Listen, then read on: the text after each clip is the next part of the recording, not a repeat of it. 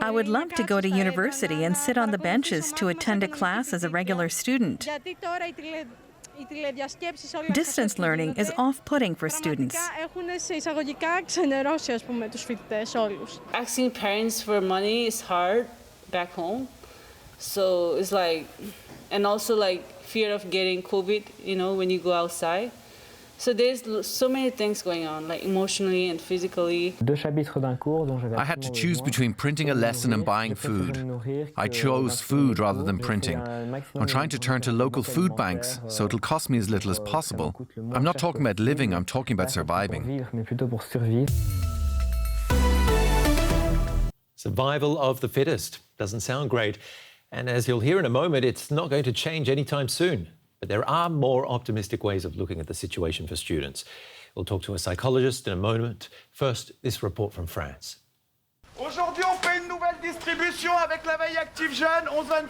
Standing in line for groceries.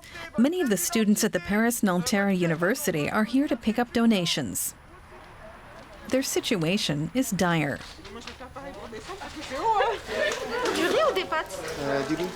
Rice or noodles? Shaimat Lasouet is also a student. The 24-year-old volunteers to distribute food in her area. Today there's baked beans, oranges, and canned goods on offer. Thanks to distributing groceries, I get out and meet a few people. Helping others gives me strength. It keeps me going. She also depends on food donations. She's in arrears with her rent and lost her job at a movie theater.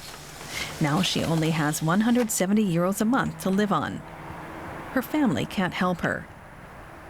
Without the assistance of aid organizations, she would be lost. Normally, your 20s are the best time of your life, but it's the opposite now. Now she spends most of her time alone in her 15-square-meter room in front of her computer. She has at least 3 online courses a day. She thought getting her master's degree in cultural history would be very different. This man knows the students' problems, but only from a distance. Math professor Vincent Martin corrects papers at home on the sofa. He only meets and teaches his 120 students virtually. Mentally and physically, the students are in horrible shape, and there's no real hope that it will get better anytime soon. The situation is horrible. Walking around campus is strange. The complex has over 1,000 apartments, but looks like a ghost town. Common rooms have been barricaded. If there are more than 3 people in a room, security guards knock and tell us it's not allowed. Everyone is totally isolated. Today she's working for the aid organization SOS Étudiants and is getting donations ready. She's always shocked that there are students who are worse off than she is. Pauline Neon only has 150 euros to live on each month. Here she can get some of the bare necessities, but only 2 rolls of toilet paper. I lost my job.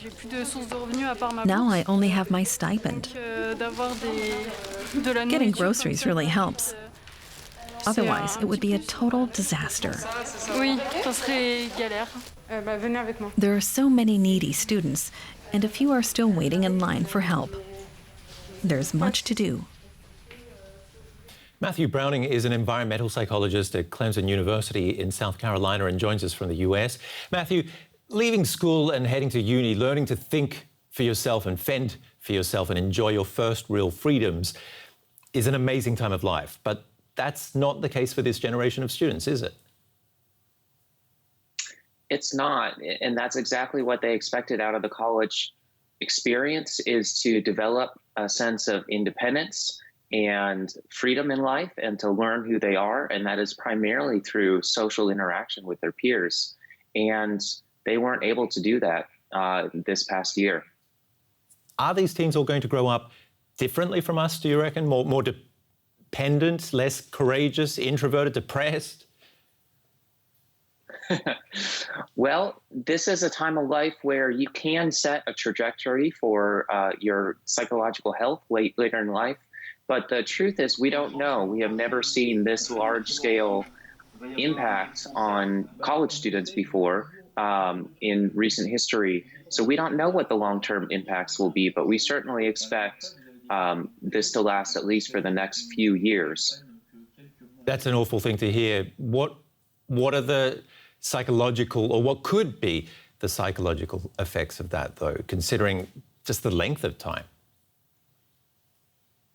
Well, so the primary acute psychological impacts are anxiety, depressive symptoms, obsessive compulsive disorders, substance abuse, stress, obviously, and those can impact our physical health.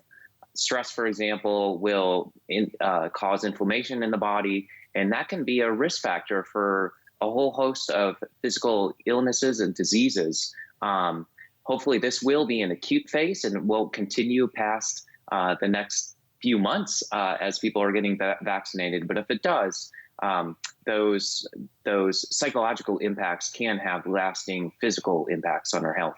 I guess what you'd hope is that these teens become a lot more innovative, perhaps, than us. But what about planning a career? How can you do that at the moment when so many companies are firing, not hiring, you can't travel?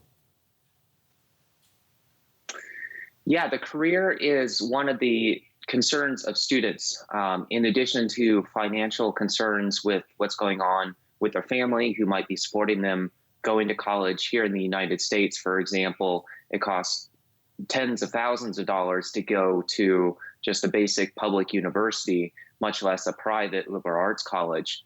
And so concerns about career are very strong amongst these college students. And fortunately, there are some careers that are becoming more readily available, such as telework. And I would expect that more and more college students will be working remotely, both during the pandemic and afterwards in these blossoming career fields. I know there's also a big interest in science and research and health. How could all this affect those sectors?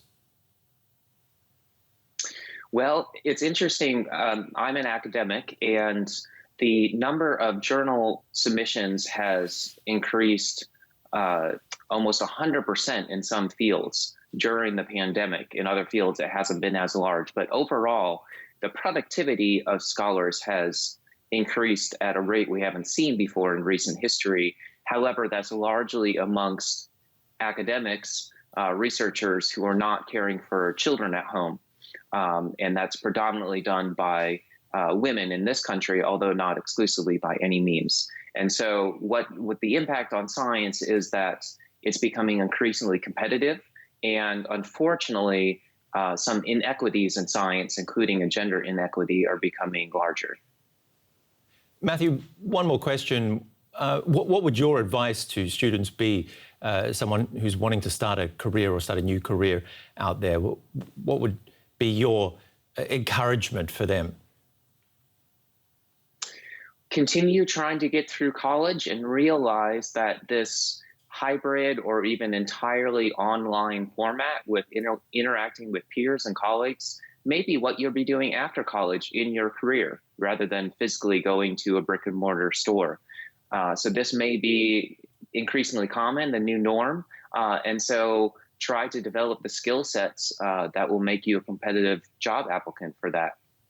So face it and embrace it, you reckon? Matthew Browning from Clemson University in South Carolina. Thank you very much. Nice talking to you today. Matthew mentioned substance abuse in relation to the psychological effects of the pandemic. That's something we'll look at on tomorrow's show. Now to Derek Williams, our science correspondent, has been busy fielding your questions on all things COVID. If you've got something you'd like to ask him, just post your question on our YouTube channel. Why is the second dose of the vaccine causing worse reactions than the first dose?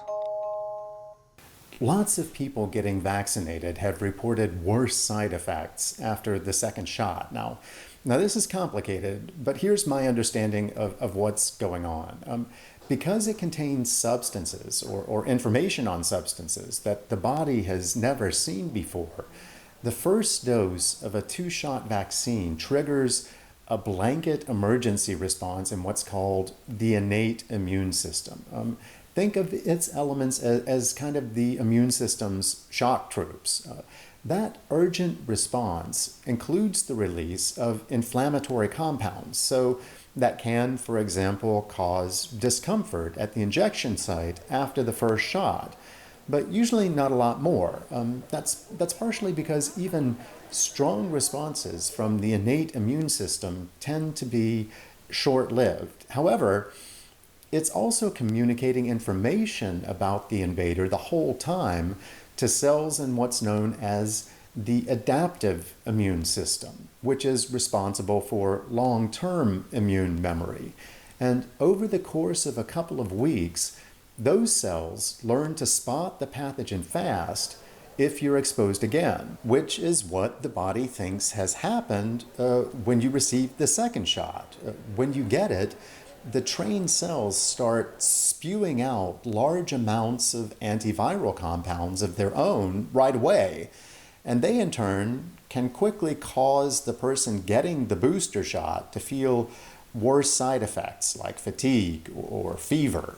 But those effects usually disappear within a day or two, the experts say, and are actually an outward sign that the vaccine is having the desired effect, which is to engage both branches of the immune system and cement the memory of the invader.